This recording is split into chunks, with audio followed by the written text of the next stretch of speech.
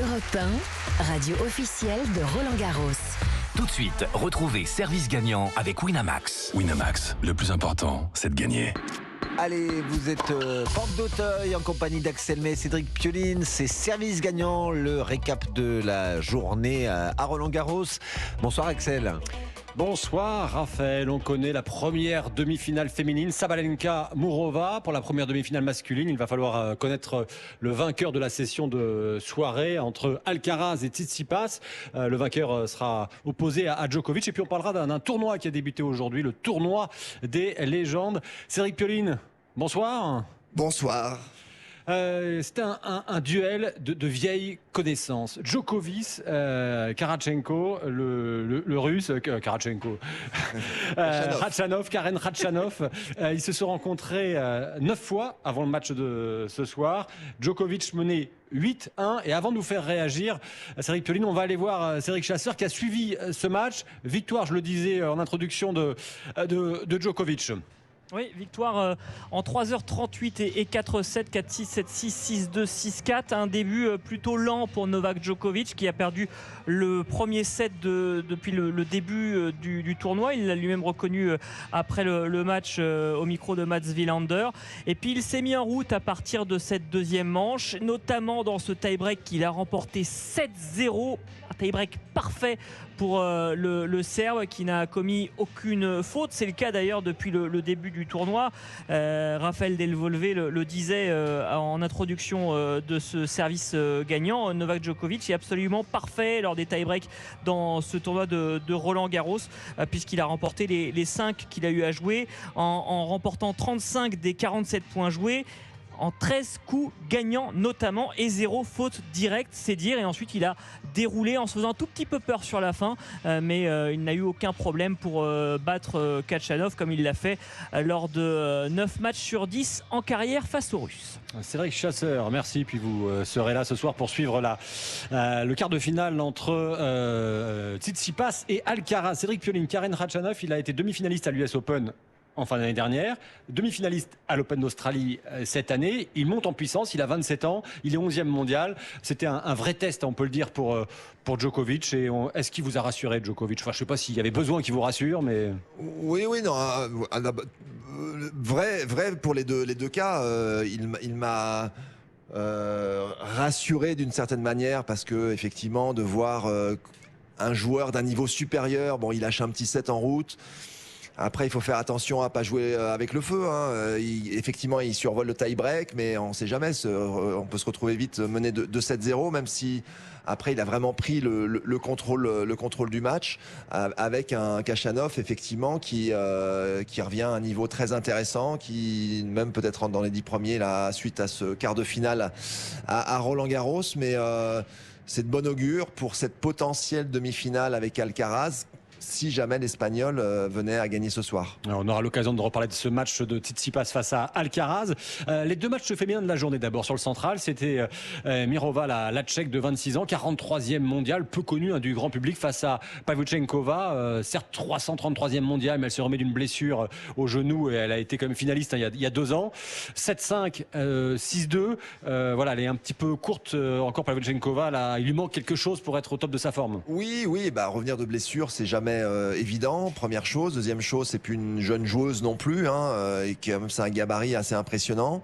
Et puis en face d'elle, elle a eu, ma foi, une excellente joueuse qui a été compacte, qui a pris sa chance, qui a bien mené sa barre, bien mené le score pour se qualifier. Donc je dois dire bravo à son adversaire, qui a vraiment, de mon point de vue, gagné le match. Carolina Morova qui rencontrera donc Arina Sabalenka, vainqueur de l'Open d'Australie en début d'année, numéro 2 mondial, 6-4, 6-4 face à Svitolina qui pointe à la 192e place mondiale, la compagne de Gaël Monfils, la femme de Gaël Monfils, mais là aussi ça ne veut pas dire grand chose parce qu'elle était 3e mondiale, elle a eu son enfant, elle l'a repris simplement en avril, elle est donc allée jusqu'au quart de finale. Alors ce qui a marqué le match, plus que le score, 6-4, 6-4 donc pour Sabalenka, c'est qu'il n'y a pas eu de poignée de main.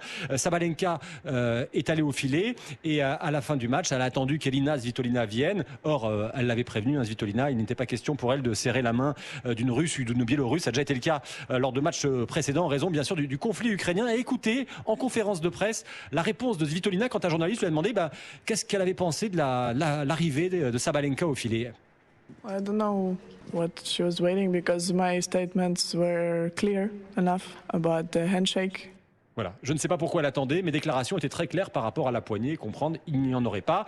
Et pourquoi as-tu fait ça, a posé, il la tutoie, a posé en conférence de presse un journaliste à Sabalenka. Et bien là, écoutez sa réponse. I don't know, it just was an instinct, like I always do after all my matches. Voilà, je ne sais pas, c'était l'instinct, comme je le fais toujours après mes matchs. Donc il y en a qui diront. Il y a un petit jeu médiatique. Voilà, il y a un petit jeu médiatique. Alors ça s'est fini avec quand même des suffets du public contre Svitolina. Mais globalement, c'est à souligner, le public fut fair play. Ce soir, à votre avis, le public, il va plutôt pencher pour le phénomène Alcaraz de 20 ans ou pour le grec Tsitsipas ? J'ai l'impression que le public aime bien le jeune espagnol. Même si Tsitsipas est assez populaire ici, c'est quelqu'un qui a déjà bien joué, il a été en finale, il était même pas loin de gagner puisqu'il a mené 2-7-0 contre Djokovic et quand bien même il a un jeu spectaculaire, c'est un superbe athlète. Je sais pas, le Alcaraz, un peu partout où il passe, il a quand même cette cote d'amour qui est là. Il est spectaculaire, il a du charisme. Et puis j'ai le sentiment aussi... Voilà, tous ceux qui viennent ici et qui regardent sont des connaisseurs de tennis. Donc, il y a cette potentielle demi-finale avec Djokovic. Et en fait, quelque part, tout le monde a envie de voir ce match. Et donc, peut-être que ça va pencher en balance d'Alcaraz. Alors j'ai posé la question à quelqu'un que vous connaissez bien, Guy Forget, ancien directeur du tournoi, aujourd'hui consultant télévision, et je lui ai demandé qu'est-ce qu'il fallait faire pour que Tsitsipas essaie de s'imposer lors de leurs 4 dernières rencontres. C'est le grec qui a perdu face à Alcaraz. Écoutez la réponse de Guy Forget. Il y a des leçons à prendre des matchs précédents en étant peut-être plus offensif, en faisant des choix tactiques différents, sachant que c'est en 5-7, que c'est sous terre battue, qu'il a déjà été en finale ici, qu'il a mené 2-7-0 contre Djokovic. Il y a des choses qui sont de nature peut-être aussi à le rassurer. Après, lorsqu'Alcaraz joue à la perfection, il y a très peu de failles dans son jeu. Mais en 5-7, on ne peut pas pratiquer un tennis fulgurant dessus d'Alcaraz pendant 3 heures de suite. Il y a toujours un moment où il y a un petit creux, quelques petites erreurs. Et bien si c'est le cas, à ce moment-là, à Tsitsipas d'en profiter. Mais je crois qu'on s'alive tous à l'avance de voir un choc comme celui-là.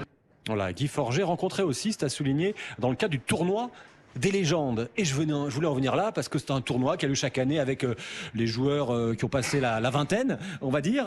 Vous en faites partie, Cédric Pioline. Et avant de nous faire réagir sur ce tournoi des légendes qui a commencé et qui vient voir le public, j'ai demandé à Sébastien Grosjean ce qu'il pensait de vous. Écoutez la réponse de Sébastien Grosjean, le capitaine de l'équipe de France de Coupe Davis. D'abord, je vais être sérieux parce que quand on voit son palmarès avec les finales de Grand Chelem, que ce soit à WIM ou à l'US, 5e mondial, et puis surtout un très beau tennis. Tennis d'attaque, fluide, c'était magnifique à regarder. Et c'est vrai que sur les finales de Grand Chelem, il y avait Sampras en face, mais bon. Donc voilà, la carrière exceptionnelle. Après, on l'a un peu chambré parce qu'il faisait beaucoup de bois en revers. On disait, quand on faisait un bois, après on disait, tiens, une piole. Donc voilà, c'était pour le chambrer. Mais voilà, une carrière exceptionnelle, ouais. Et aujourd'hui, il a le physique encore quand il est sur le court ? Il nous dit que oui, lui. Il a la chance d'être talentueux parce qu'il peut vraiment faire avancer la balle sans forcer. L'année dernière, on a joué, on s'est bien amusé. À un moment, il avait quand même la cuisse bandée et le mollet bandé. Donc c'était un peu plus dur physiquement, mais là il est en forme, je crois qu'il sera prêt pour cette année. Voilà, Sébastien Grosjean. Vous jouez avec lui, je crois, cette année. Marseillais, ouais. Un Marseillais, c'est un chambreur, qu'est-ce que vous voulez que je vous dise ? J'adore, je l'adore, Seb. Ouais, et vous jouez avec lui en double cette année, c'est Et ça ? on rejoue, sauf que la formule a un petit peu évolué cette année, où on est, je crois, moins de joueurs et moins de joueuses. Et là où il y avait un tableau double messieurs, un tableau double dames, là ils ont décidé de faire un match double messieurs et je ferai un match double mixte. Donc, et vous savez avec qui vous allez faire le double mixte ? Normalement, je crois que c'est avec Kim Clijsters. Et donc voilà, donc c'est une nouvelle formule, c'est autre chose. Pourquoi pas ? On va voir comment ça vit et surtout comment les gens réagissent. Est-ce que ils sont ils adhèrent à ça. Ouais, c'est le spectacle que viennent voir les gens. Il y a Gabriela Sabatini, par exemple, qui sera là. Guy Forget, je disais. Nathalie Tosia. Nathalie Tosia, ouais, exactement. Donc ça fait un beau programme pour ceux qui n'ont pas la chance. Enfin, si, c'est une chance aussi d'aller vous voir, Cédric Pioline, mais ceux qui. C'est une entrée générale. Entrée générale, voilà. Entrée générale. On joue uniquement sur le cours Suzanne Lenglen et accès libre. Donc il y a vraiment du spectacle, c'est différent. Nous on n'est plus dans le mode compétition comme c'est le cas pour les tableaux qui sont en cours. C'est du plaisir pur, c'est du sérieux mais de la rigolade, c'est de parler aux gens, c'est de s'amuser, de passer et de faire passer un bon moment au public. Eh bien, les auditeurs, les auditrices vont pouvoir continuer à passer un bon moment dans un instant avec Europe 1 Sport, Céline Géraud, et vous restez là bien sûr, Cédric Pioline. Et puis demain, fin des quarts de finale ici à Roland-Garros. À demain Cédric pour un nouveau service gagnant.